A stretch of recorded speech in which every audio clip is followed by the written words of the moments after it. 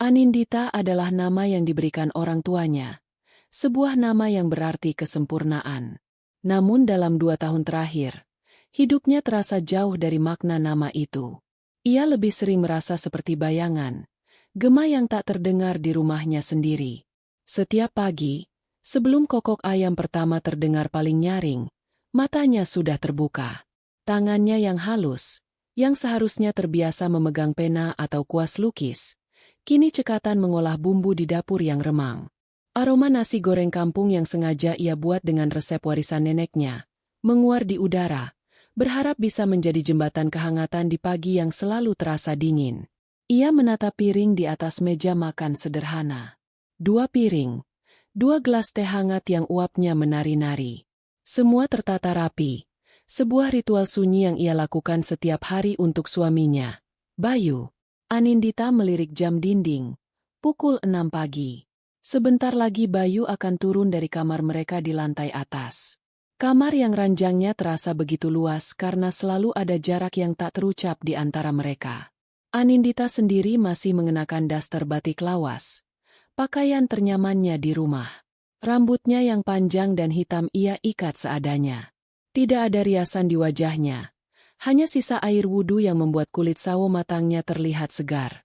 Ia percaya, cinta sejati tidak membutuhkan topeng. Cinta sejati akan melihat jiwa, bukan rupa. Keyakinan itulah yang membuatnya bertahan. Langkah kaki yang berat terdengar dari tangga. Itu Bayu. Anindita segera menyunggingkan senyum. Senyum tulus yang selalu ia siapkan. Pagi, Mas. Sarapannya sudah siap. Sapa Anindita lembut. Bayu tidak menjawab. Ia menarik kursi dengan kasar. Matanya terpaku pada ponsel di tangannya. Kemeja kerjanya yang licin dan mahal terlihat kontras dengan taplak meja sederhana buatan Anindita. Ia menyendok nasi goreng ke mulutnya tanpa menoleh. Kopinya mana? Tanyanya ketus. Matanya masih belum lepas dari layar ponsel. Ini teh, Mas. Lebih sehat. Kemarin Mas batuk-batuk. Jadi Nita Bu.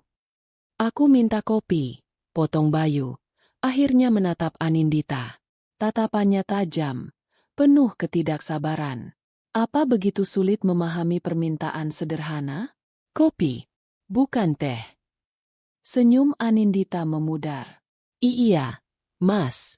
Sebentar, Nita buatkan. Ia bergegas kembali ke dapur. Hatinya terasa sedikit perih. Selalu seperti ini. Tidak pernah ada usahanya yang terasa cukup baik di mata Bayu. Saat ia sedang mengadu kopi, Bayu kembali bersuara dari ruang makan.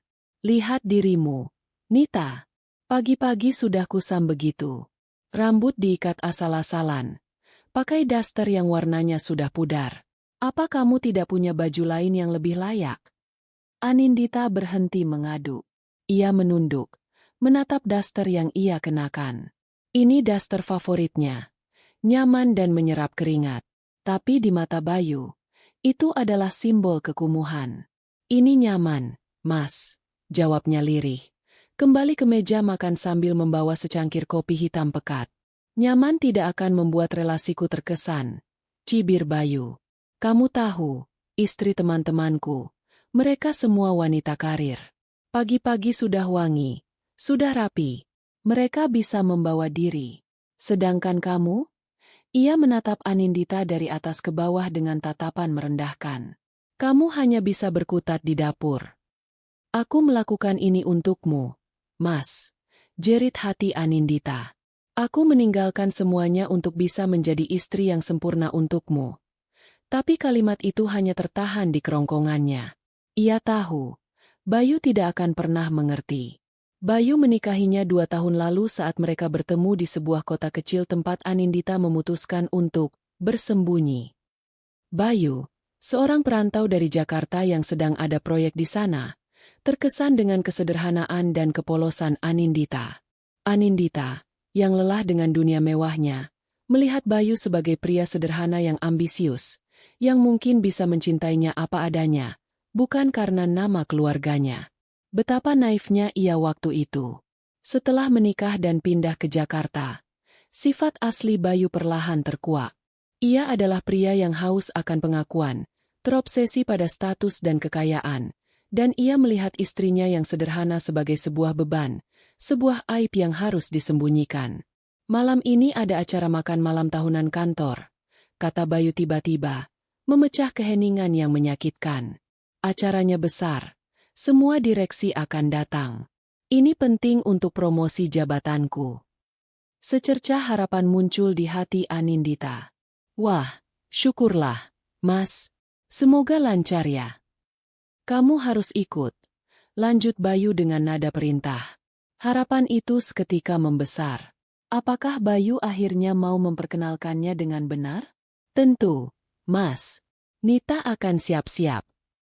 Bayu meletakkan cangkir kopinya dengan keras. Dengar, Nita, acara ini di gedung utama Wijoyo Group. Itu kantor pusat.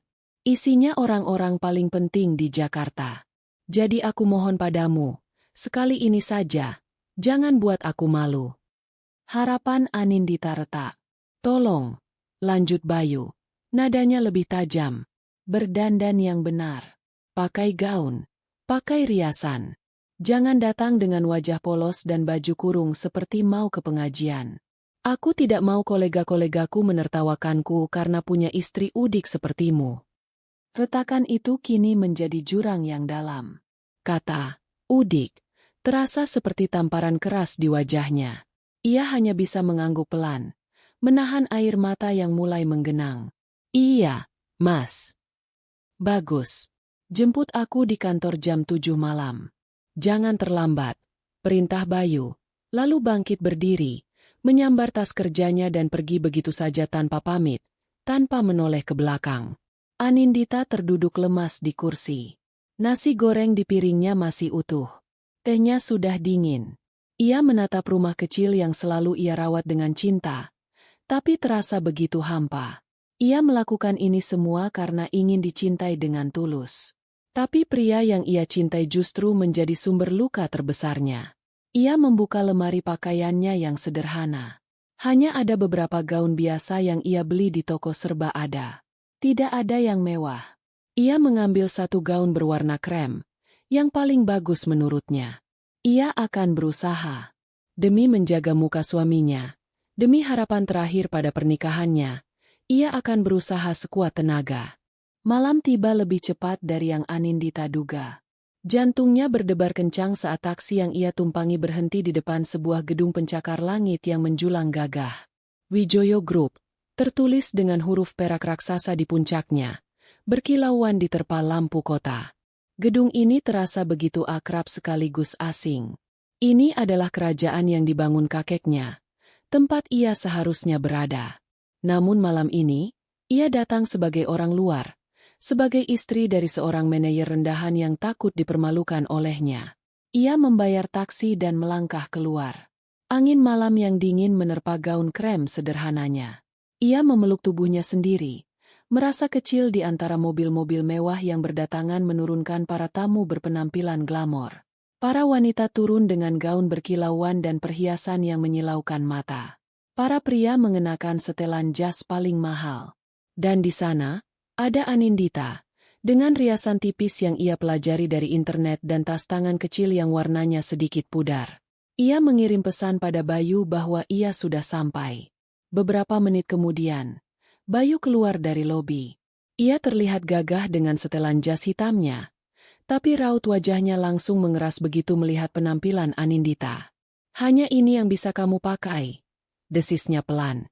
Matanya memindai Anindita dengan tatapan jijik. Sudah kubilang berdandan yang benar. Ini bahkan tidak ada setengahnya dari penampilan sekretaris di divisiku. Ini gaun terbaik yang Nita punya, Mas. Jawab Anindita. Suaranya bergetar. Sudahlah. Ayo masuk. Ingat pesanku. Jangan banyak bicara. Cukup tersenyum dan mengangguk. Dan jangan jauh-jauh dariku. Nanti kamu tersesat. Katanya. Lebih seperti sebuah ancaman daripada permintaan. Bayu berjalan lebih dulu. Anindita mengikutinya seperti bayangan.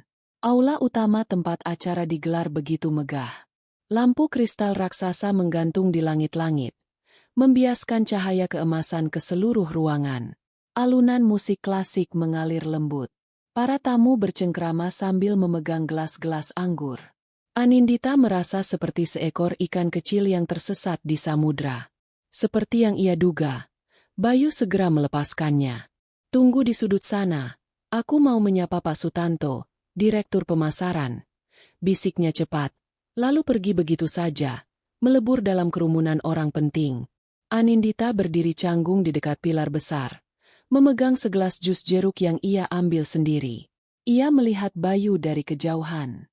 Suaminya terlihat begitu berbeda di sini. Ia tertawa, berbicara dengan penuh percaya diri, menepuk punggung beberapa orang dengan akrab. Ia adalah bintang di dunianya, dan Anindita adalah satelit tak terlihat yang berputar di orbit terjauh. Beberapa kali mata mereka bertemu, Anindita mencoba tersenyum, tapi Bayu hanya memberinya tatapan peringatan sebelum kembali berpaling. Rasa sepi dan terasing mulai menyelimutinya. Ia merasa bodoh. Untuk apa ia datang ke sini? Hanya untuk menjadi pajangan tak bernyawa di sudut ruangan? Setelah hampir 1 jam berdiri sendirian, ia melihat Bayu berjalan ke arahnya bersama seorang pria parubaya yang berperut buncit. Itu pasti Pak Sutanto. Jantung Anindita berdebar sedikit lega. Akhirnya, Bayu akan memperkenalkannya. "Bayu, kerjamu bagus semester ini. Pertahankan," kata pria itu sambil menepuk bahu Bayu. "Terima kasih, Pak. Ini semua berkat bimbingan Bapak," jawab Bayu dengan senyum menjilat. Kemudian, mata Pak Sutanto tertuju pada Anindita yang berdiri kaku di belakang Bayu. "Wah, ini siapa, Bayu? Kamu tidak memperkenalkannya." "Inilah saatnya," pikir Anindita. Ia sudah menyiapkan senyum terbaiknya. Bayu menoleh sedikit, melirik Anindita sekilas, lalu kembali menatap Pak Sutanto dengan senyum meremehkan yang membuat perut Anindita mual. "Oh, dia?" kata Bayu dengan nada ringan, seolah sedang membicarakan objek yang tidak penting. Tawanya terdengar renyah, namun palsu. "Anggap saja seperti pembantu di rumah. Pak, kasihan, tidak pernah lihat acara seperti ini. Jadi saya ajak sesekali biar tidak kuper dan tahu dunia luar." Waktu seakan berhenti. Suara musik, denting gelas, dan obrolan para tamu mendadak lenyap dari pendengaran Anindita. Yang ia dengar hanyalah kalimat suaminya yang bergema di kepalanya. "Pembantu di rumah. Biar tidak kuper." Pak Sutanto tertawa terbahak-bahak. "Ada-ada saja kamu ini, Bayu."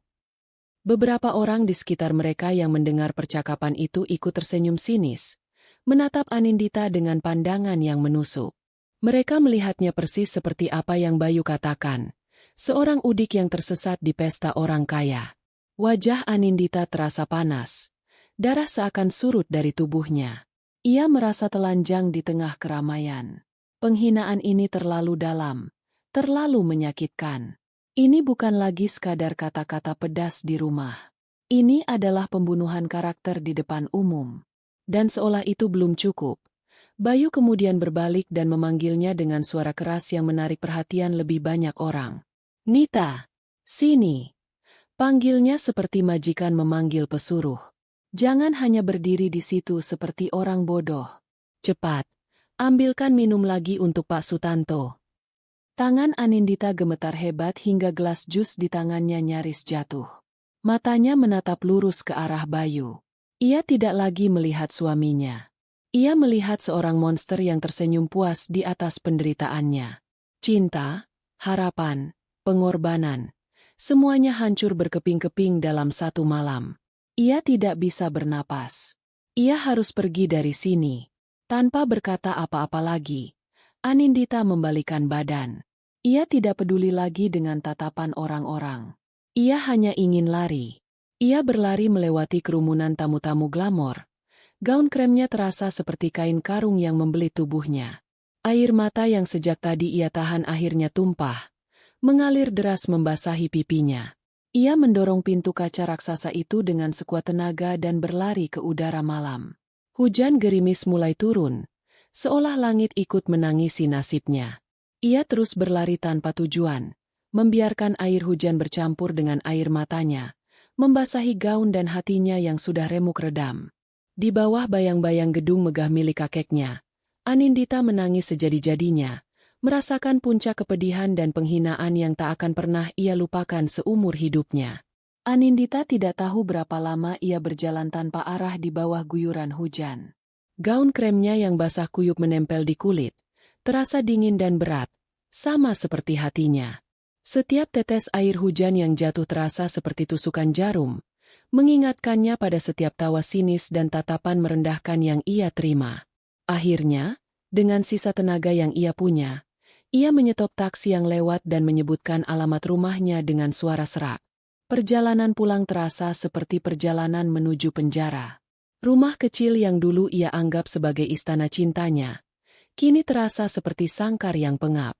Ia membuka pintu pelan-pelan. Gelap. Bayu belum pulang. Anindita tidak menyalakan lampu.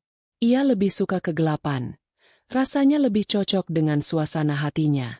Ia berjalan gontai ke kamar. Bayangannya terpantul samar di cermin besar lemari pakaian.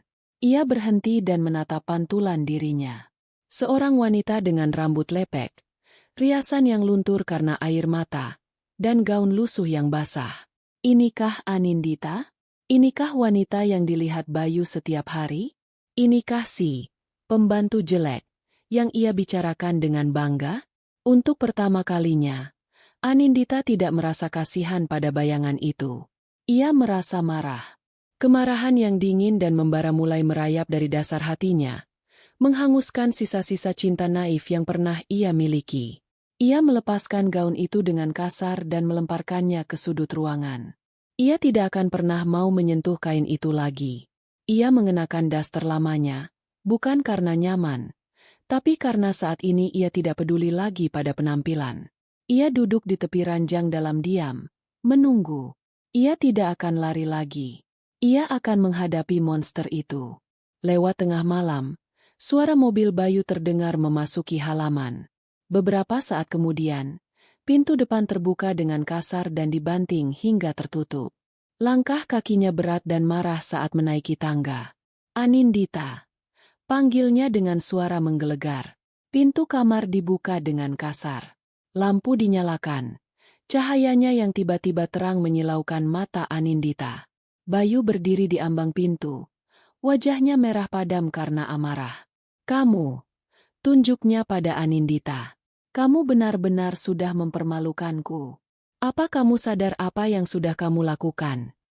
Anindita tidak menjawab. Ia hanya menatap Bayu dengan mata yang kosong. Kabur begitu saja seperti anak kecil. Menangis. Semua orang melihatmu. Apa kata Pak Sutanto tentang aku nanti? Punya istri yang tidak stabil secara emosional. Kamu menghancurkan reputasiku. Nita, reputasi yang kubangun bertahun-tahun. Cerocos Bayu tanpa jeda. Napasnya memburu. Ia berharap melihat Anindita menangis, memohon maaf, seperti biasanya. Tapi yang ia dapatkan adalah keheningan. Anindita hanya duduk di sana, menatapnya dengan tatapan yang tidak bisa ia baca. Kenapa kamu diam saja? Apa kamu tuli? Bentak Bayu, melangkah mendekat. Anindita akhirnya membuka suara. Nadanya datar dan dingin. Reputasimu? Ia mengulang kata itu seolah sedang mencicipi rasa yang aneh. Apakah reputasimu lebih penting daripada harga diriku, Mas? Bayu tertegun sejenak. Harga diri apa? Kamu sendiri yang datang dengan penampilan seperti itu. Aku sudah memperingatkanmu. Kamu yang membuat dirimu sendiri terlihat rendah. Anindita tersenyum tipis. Senyum yang tidak mencapai matanya. Sebuah senyum yang membuat Bayu merasa merinding. Jadi, menurutmu, aku pantas dihina? Aku pantas disebut pembantu di depan semua orang. Itu hanya bercanda. Nita, kamu terlalu sensitif. Elak Bayu. Mulai merasa tidak nyaman dengan ketenangan Anindita. Pak Sutanto juga tertawa. Itu artinya dia tidak menganggapnya serius. Tapi aku menganggapnya serius, kata Anindita. Suaranya tetap datar. Aku menganggap semua hinaanmu selama 2 tahun ini dengan serius. Aku menganggap semua sikap dinginmu dengan serius. Dan malam ini, ia berhenti sejenak. Matanya menatap lurus ke dalam mata Bayu. Aku melihatmu dengan sangat serius. Aku melihat siapa kamu sebenarnya. Bayu kehabisan kata-kata. Ia terbiasa dengan Anindita yang penurut, yang selalu menunduk dan meminta maaf. Anindita yang ada di hadapannya sekarang adalah orang asing. Sudah selesai bicaranya? Tanya Anindita dingin. Aku lelah. Aku mau tidur. Ia berbaring di ranjang, memunggungi Bayu, menarik selimut hingga menutupi bahunya. Sebuah pesan yang jelas bahwa percakapan telah usai. Bayu berdiri mematung, bingung dan marah. Ia mendengus kesal, lalu keluar dari kamar dan membanting pintu sekali lagi. Malam itu, ia tidur di sofa ruang tamu, dipenuhi amarah pada istrinya yang ia anggap sudah gila. Di dalam kamar, Anindita tidak tidur. Ia berbaring dalam gelap. Air matanya kini sudah kering. Yang tersisa hanyalah keputusan yang bulat. Ia menunggu hingga suara dengkuran halus Bayu terdengar dari luar. Ia bangkit dari ranjang, bergerak tanpa suara seperti hantu. Tangannya meraih ponselnya. Dengan jari yang gemetar karena luapan emosi, bukan karena takut, ia menekan sebuah nomor yang ia hafal di luar kepala. Nomor yang menghubungkannya ke dunia yang telah ia tinggalkan. Telepon tersambung hanya dalam 2 dering. Suara berat dan penuh wibawa terdengar di seberang. Halo. Anindita menarik napas dalam-dalam, mencoba menahan isak tangis yang tiba-tiba ingin meledak. Kakek. Panggilnya. Suaranya pecah dan bergetar. Ini Nita. Ada jeda sejenak. Lalu suara di seberang melembut, penuh kekhawatiran. Nita? Ada apa? Enduk? Kenapa suaramu begini? Pertahanan Anindita runtuh. Kek. Isaknya tertahan. Nita sudah tidak kuat lagi. Nita salah. Kek. Nita salah menilai orang. Terdengar helaan napas berat dari seberang. Suara yang tadinya lembut kini mengandung nada amarah yang tertahan. Kurang ajar. Beraninya dia. Nita mau pulang. Kek. Nita mau pulang sekarang juga. Pinta Anindita putus asa. Iya, sayang. Iya. Kakek akan jemput kamu. Sekarang, dengarkan kakek. Jangan menangis lagi. Besok pagi, orang kakek akan datang ke sana. Berkemaslah seadanya. Tinggalkan semua yang tidak perlu. Kamu akan memulai hidup baru. Mengerti? Mengerti, Kek.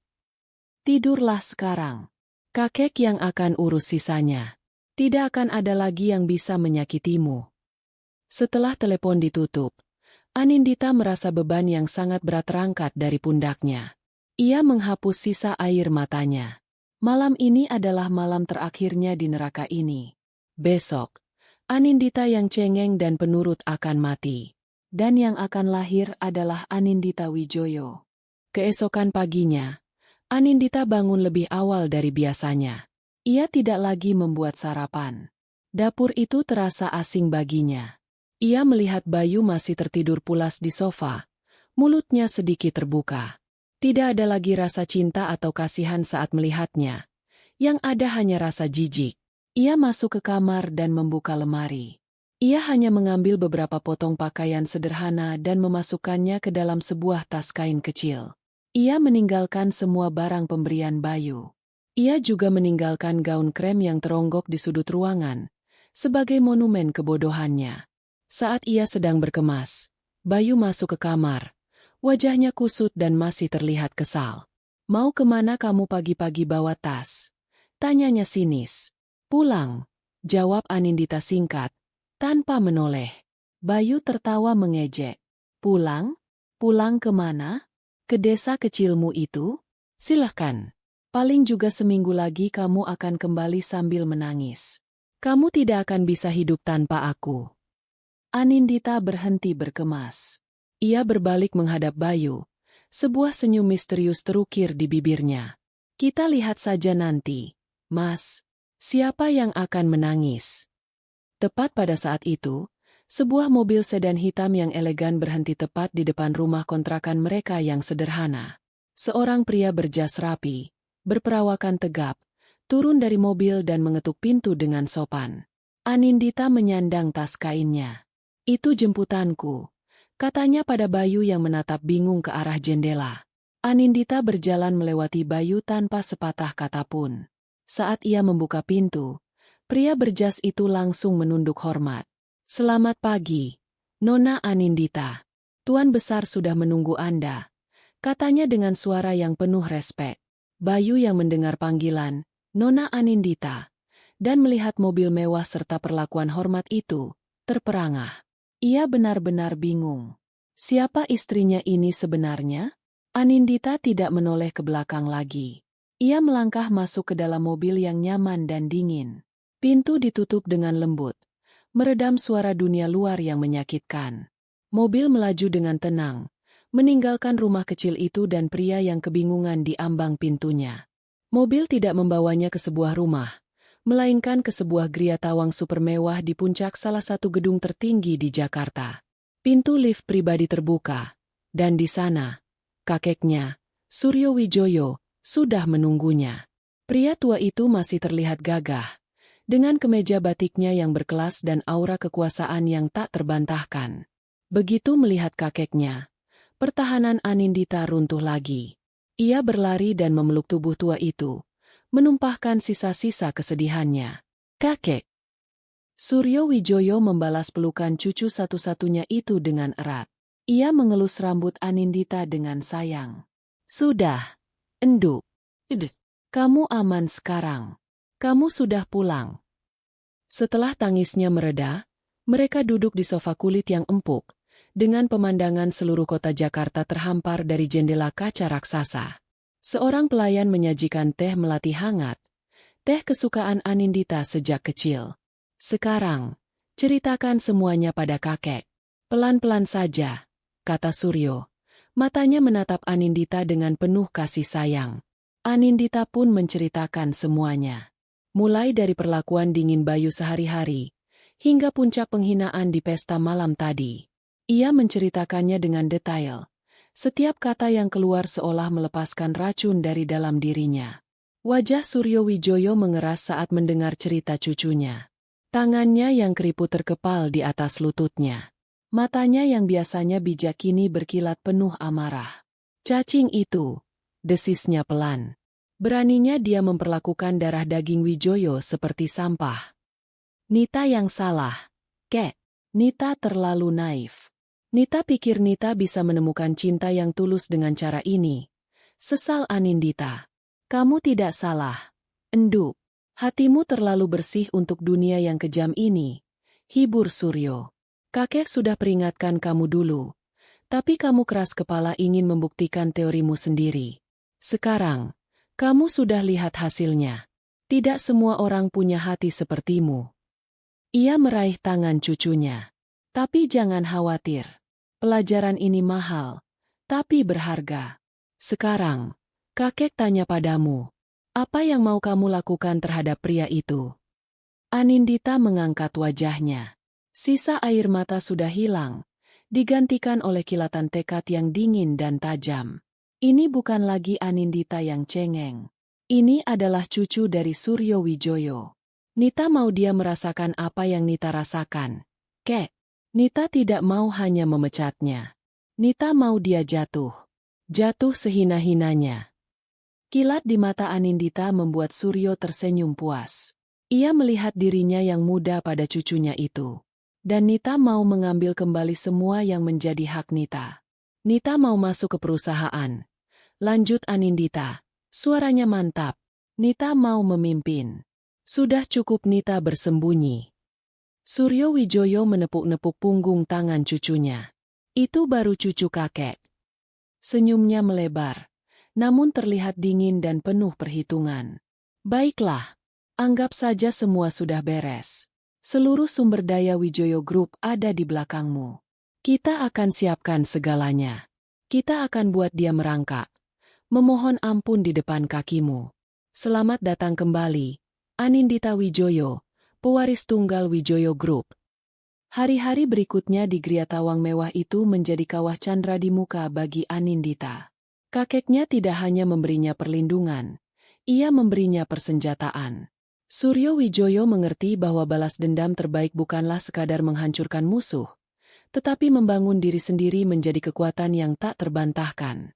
Anindita yang lama, yang penurut dan penuh keraguan, harus dimusnahkan hingga ke akarnya. Pagi hari dimulai bukan lagi dengan aroma masakan, melainkan dengan derap langkah pelatih kepribadian di lantai marmer. Seorang wanita parubaya yang tegas bernama Ibu Miranti, yang terkenal biasa membentuk para sosialita dan eksekutif wanita, datang setiap hari. Ia mengajari Anindita cara berjalan. Bukan berjalan biasa, tapi berjalan dengan otoritas, dengan dagu terangkat dan punggung lurus, seolah setiap langkahnya mengklaim tanah yang ia pijak. Sepatu hak tinggi yang tadinya terasa seperti alat penyiksaan, perlahan menjadi perpanjangan kakinya. "Jangan menunduk, Anindita," kata Bu Miranti dengan suara tajam. "Dunia ada di bawah kakimu, bukan di atas kepalamu. Tatap lurus ke depan. Tunjukkan pada mereka bahwa kamu tidak takut." Setelah itu, datang penata rias dan penata rambut profesional. Rambut hitam panjangnya yang dulu hanya diikat seadanya, kini dipotong menjadi model bob asimetris yang tajam dan modern, membingkai wajahnya dengan sempurna dan menonjolkan tulang pipinya yang tinggi. Wajahnya yang sawo matang dirias dengan sentuhan yang membuatnya terlihat berkelas dan misterius. Ia belajar tentang power dressing. Daster dan baju kurung digantikan oleh deretan blazer berpotongan sempurna, gaun-gaun elegan, dan celana bahan yang jatuhnya pas di badan. Saat pertama kali ia menatap cermin setelah transformasi hari pertama, ia nyaris tidak mengenali dirinya sendiri. Wanita di pantulan cermin itu adalah orang asing. Orang asing yang cantik, kuat, tetapi juga dingin. "Apakah ini aku?" bisiknya dalam hati. Namun, ketika bayangan wajah Bayu yang tersenyum sinis melintas di benaknya, ia menegakkan punggungnya. Ya, ini adalah dirinya yang baru. Ini adalah Anindita Wijoyo. Dan wanita ini tidak akan pernah lagi membiarkan siapapun menginjak-injaknya. Transformasi fisik hanyalah permulaan. Bagian tersulit adalah transformasi mental. Setiap malam, ia duduk bersama kakeknya di ruang kerja yang dipenuhi rak-rak buku tinggi. Di atas meja besar dari kayu jati, terhampar laporan keuangan, bagan organisasi, dan profil Dewan Direksi Wijoyo Group. "Kamu harus mengerti bisnis kita bukan hanya dari hati, enduk, tapi dari sini," kata Suryo sambil menunjuk kepalanya sendiri. "Hati membuatmu peduli pada karyawan. Otak membuatmu bisa melindungi mereka dan perusahaan ini." Anindita belajar dengan cepat. Otaknya yang cerdas, yang selama ini ia tidurkan, kini bekerja dengan kecepatan penuh. Ia menelan informasi tentang saham, akuisisi, dan strategi pasar. Ia mulai mengenali nama-nama penting, kekuatan dan kelemahan mereka, termasuk profil lengkap manajer pemasaran tingkat menengah bernama Bayu Pratama. Mereka menyewa seorang penyelidik swasta terbaik. Bukan untuk mencari kejahatan besar, karena Suryo tahu orang seperti Bayu terlalu pengecut untuk itu. Mereka mencari hal-hal kecil, klaim biaya perjalanan yang sedikit digelembungkan, jam makan siang yang diperpanjang untuk urusan pribadi, atau rekaman suara saat ia menjelek-jelekan atasannya di depan rekan kerja lain untuk membuat dirinya terlihat lebih baik. Semua amunisi kecil itu dikumpulkan, bukan untuk menjebloskannya ke penjara, tapi untuk membungkam siapapun yang mungkin akan membela Bayu nanti. Pemecatannya harus terlihat profesional dan tak terbantahkan. Pak Hartono, Direktur Legal Kepercayaan Suryo, juga ikut serta dalam rapat-rapat malam mereka. Ia yang menyusun strategi hukumnya. "Kita akan mengadakan rapat Dewan Direksi luar biasa, dengan agenda pembahasan restrukturisasi kepemimpinan," jelas Pak Hartono pada suatu malam.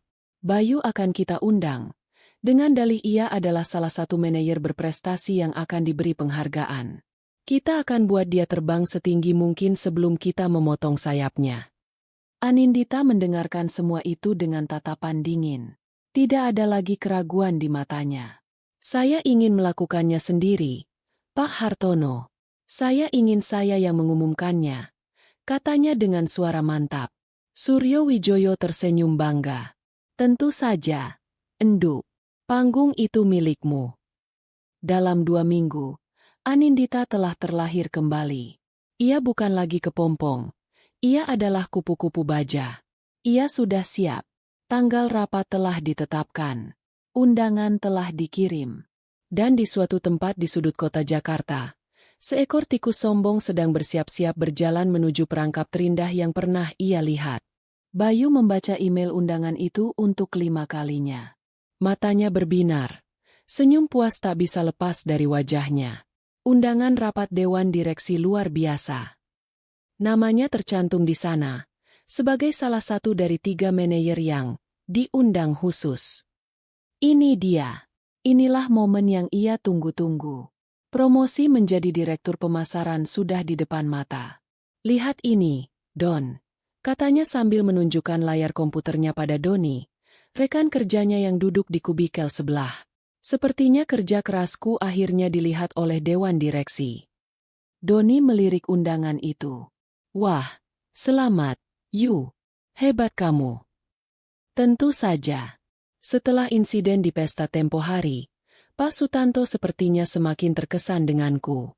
Dia suka orang yang bisa mengendalikan situasi, kata Bayu pongah, sama sekali tidak menyadari bahwa situasi yang ia maksud adalah saat ia menghina istrinya sendiri.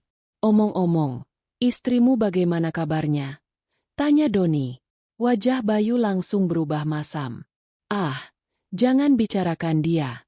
Perempuan tidak tahu diuntung itu akhirnya pulang ke kampungnya. Mungkin sekarang sedang mencangkul di sawah. Biarkan saja. Aku akan segera menceraikannya. Calon direktur seperti aku butuh pendamping yang lebih berkelas. Ia tertawa, membayangkan Anindita yang menangis-nangis di desa terpencil, menyesali keputusannya. Betapa menyenangkannya pemikiran itu.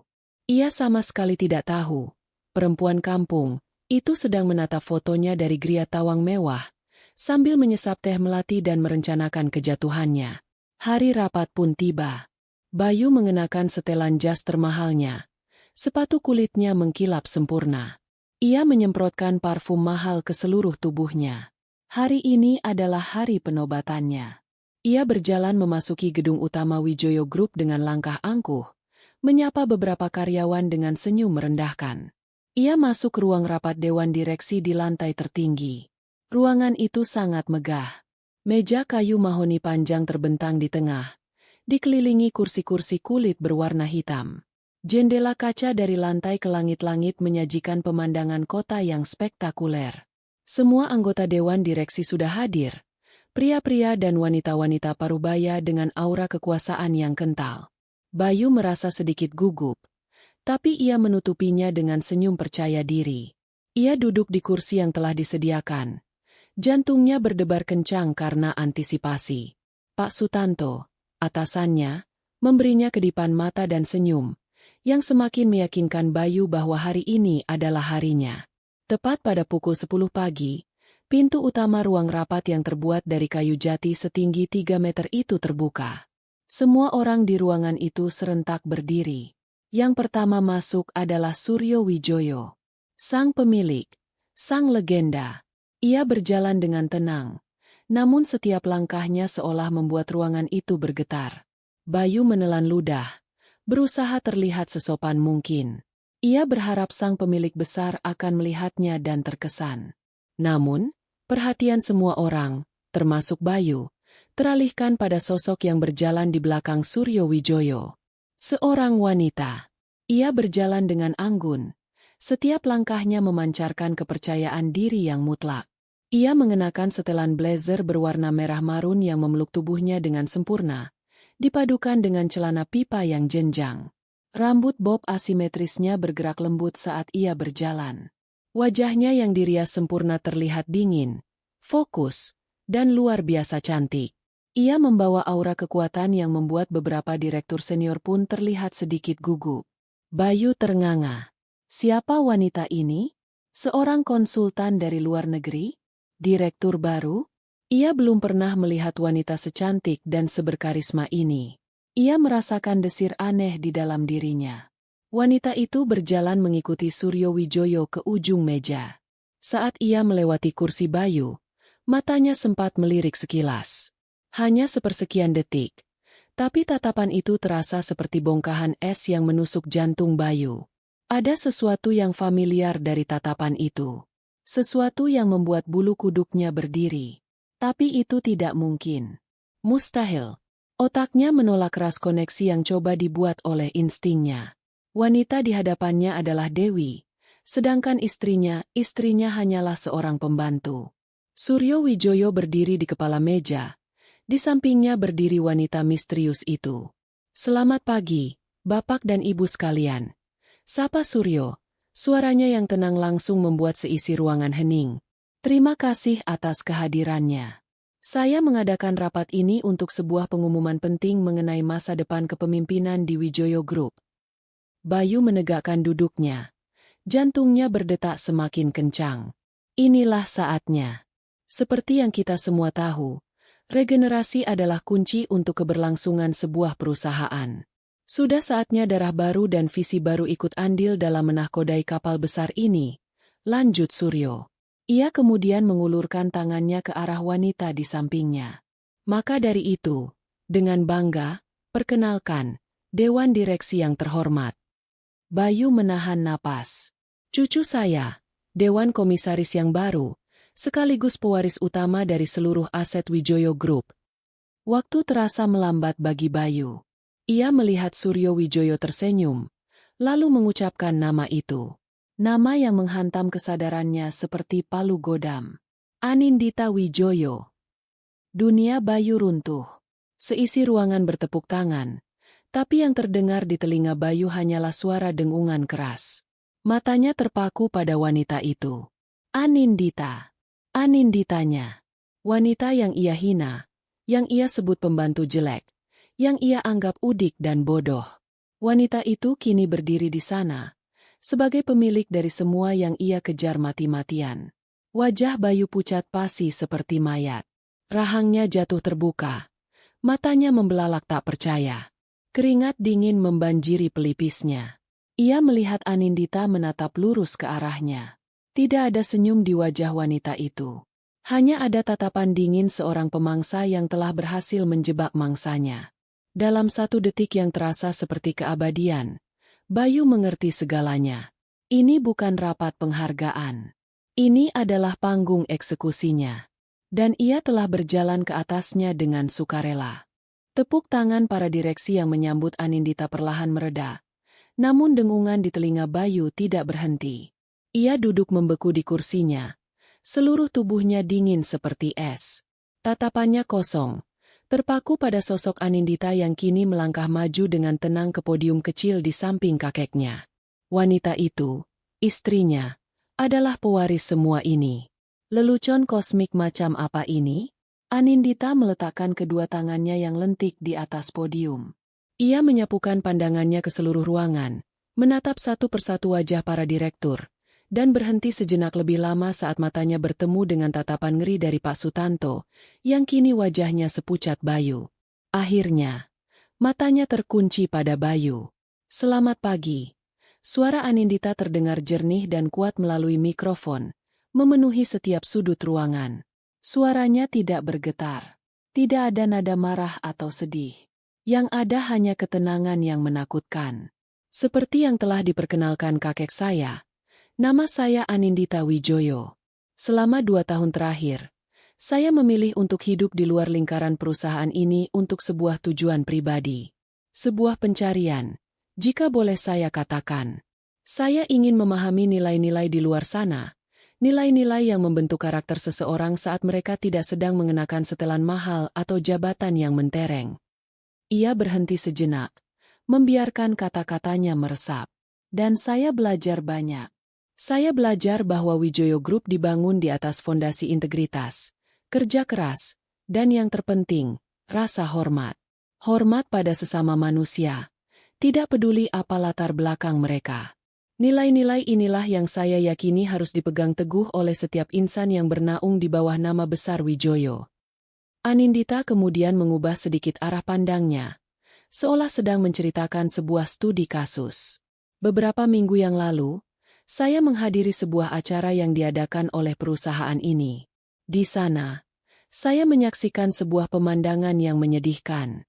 Saya melihat seorang manajer, seorang pria yang seharusnya menjadi contoh bagi bawahannya, dengan begitu ringannya menghina pendampingnya sendiri di depan umum. Ia menyebut wanita yang mendampinginya dengan sebutan pembantu, hanya karena penampilan wanita itu tidak sesuai dengan standarnya yang tinggi. Seisi ruangan menjadi sunyi senyap. Semua orang yang hadir di pesta malam itu menahan napas. Pak Sutanto menundukkan kepalanya dalam-dalam, berharap lantai bisa menelannya hidup-hidup.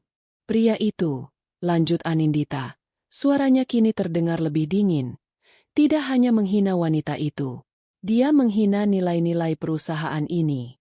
Dia menunjukkan arogansi, kekosongan karakter, dan ketidakmampuan untuk menghargai orang lain.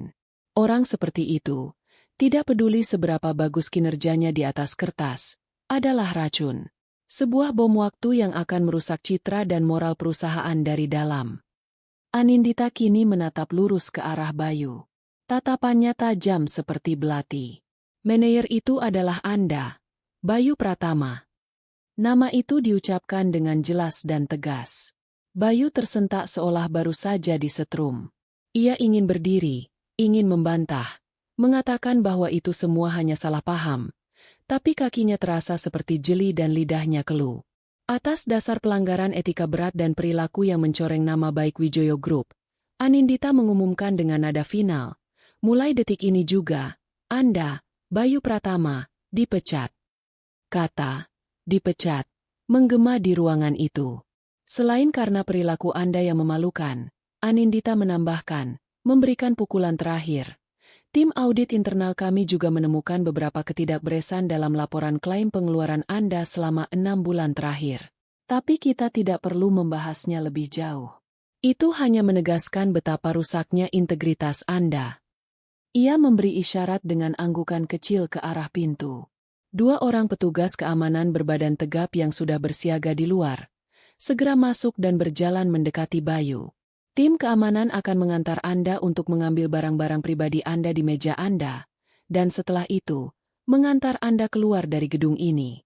Kartu akses Anda sudah dinonaktifkan. Bayu menatap Anindita dengan putus asa. Matanya memohon. Nita, aku bisa jelaskan. Bisiknya lirih. Suaranya serak. Anindita menatapnya tanpa ekspresi. Dan saat itulah, Pak Hartono, sang direktur legal, melangkah maju dengan sebuah map di tangannya. Ia meletakkan map itu di atas meja, tepat di depan Bayu, dengan suara yang cukup keras. Dan ini, Mas Bayu, kata Anindita, sengaja menggunakan panggilan, Mas, untuk terakhir kalinya, dengan nada yang penuh ironi. Surat gugatan cerai. Saya rasa, kita sudah tidak punya urusan apa-apa lagi. Itulah pukulan pemungkas. Dipecat dan diceraikan di hari yang sama, di depan seluruh jajaran direksi. Penghinaan yang sempurna. Bayu merasakan kepalanya pusing, dunia di sekelilingnya berputar. Ia tidak bisa lagi menahan beban tubuhnya. Ia merosot di kursinya, dikalahkan sepenuhnya. Para petugas keamanan kini berdiri di kedua sisinya.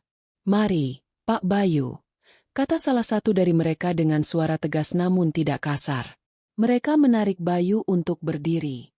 Dengan langkah gontai seperti zombie, disaksikan oleh tatapan mata yang penuh keheranan, kasihan, dan cemoohan, Bayu berjalan keluar dari ruang rapat itu. Perjalanannya melewati meja panjang itu terasa seperti perjalanan menuju tiang gantungan. Ia tidak berani mengangkat wajahnya. Mimpinya, ambisinya, harga dirinya, semua telah dihancurkan menjadi debu oleh wanita yang dulu ia sebut pembantu jelek. Perjalanan keluar dari gedung Wijoyo Group adalah parade kehinaan terpanjang dalam hidup Bayu. Setiap pasang mata yang ia lewati di koridor seolah menelanjanginya. Bisik-bisik langsung terdengar begitu ia lewat, diiringi oleh tawa kecil yang tertahan. Berita tentang pemecatan dramatisnya di ruang dewan direksi menyebar lebih cepat dari api. Saat ia sampai di mejanya, beberapa rekan kerjanya pura-pura sibuk, tidak berani menatapnya. Doni, yang tadi pagi ia pameri, hanya menatapnya sekilas dengan pandangan iba sebelum cepat-cepat membuang muka. Dengan tangan gemetar, Di bawah pengawasan petugas keamanan, Bayu memasukkan beberapa barang pribadinya ke dalam sebuah kotak kardus. Bingkai foto pernikahannya dengan Anindita masih ada di sana. Ia menatap foto itu, melihat senyum tulus Anindita yang sederhana, dan rasa penyesalan yang terlambat mulai menikamnya. Ia melempar bingkai foto itu ke dalam kotak dengan kasar.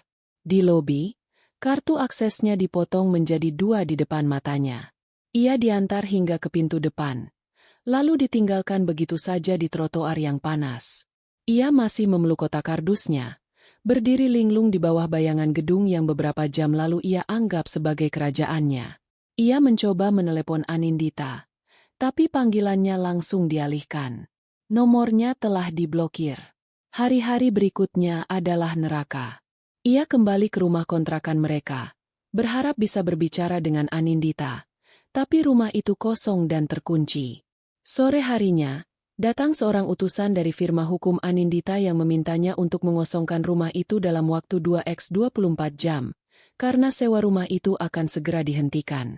Ia mencoba mencari pekerjaan baru, mengirimkan puluhan lamaran. Tapi namanya sudah menjadi racun. Setiap perusahaan yang ia hubungi selalu menolaknya dengan halus. Ia tahu, ini pasti ulah Suryo Wijoyo. Sebuah memo tidak resmi telah beredar di kalangan para eksekutif. Jangan sentuh Bayu Pratama.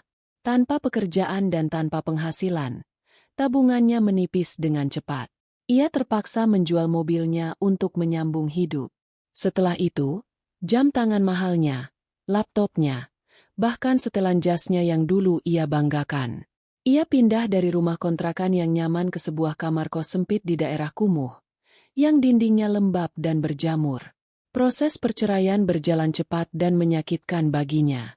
Pengacara Anindita menunjukkan perjanjian pranikah yang tidak pernah ia baca dengan teliti, yang menyatakan bahwa jika terjadi perpisahan, semua aset yang dimiliki atas nama Anindita Wijoyo atau keluarganya tidak akan dibagi. Bayu tidak mendapatkan apa-apa. Ia benar-benar jatuh miskin. Arogansinya terkikis habis, digantikan oleh keputusasaan. Pria yang dulu selalu tampil necis, kini terlihat kuyu dengan pakaian lusuh dan janggut yang tidak terurus.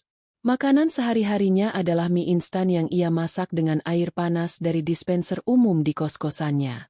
Suatu malam, saat ia sedang menyeruput mie instannya yang hambar, ia melihat berita di televisi kecilnya yang gambarnya buram.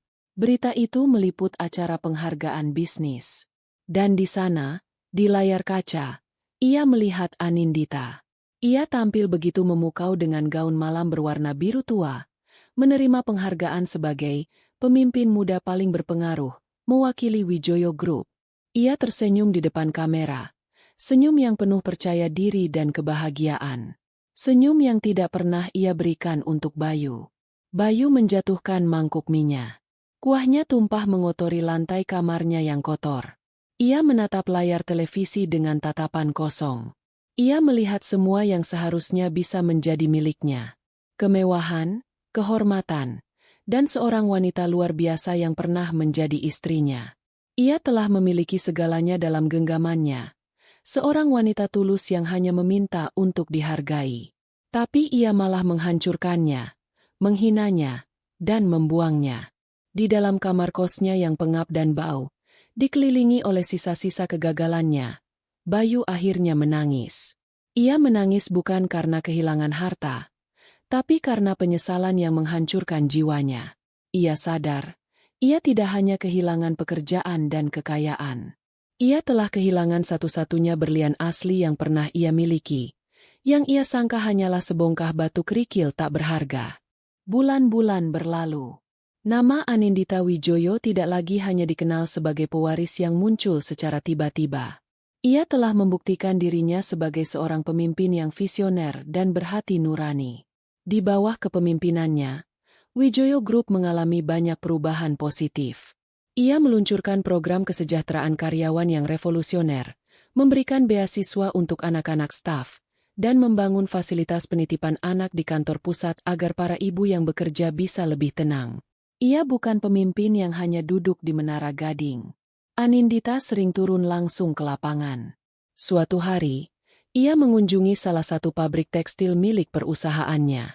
Mengenakan kemeja sederhana dan sepatu bot pengaman, ia berjalan di antara deru mesin, menyapa para pekerja dengan senyum hangat, menanyakan kabar keluarga mereka, dan mendengarkan keluhan mereka dengan saksama.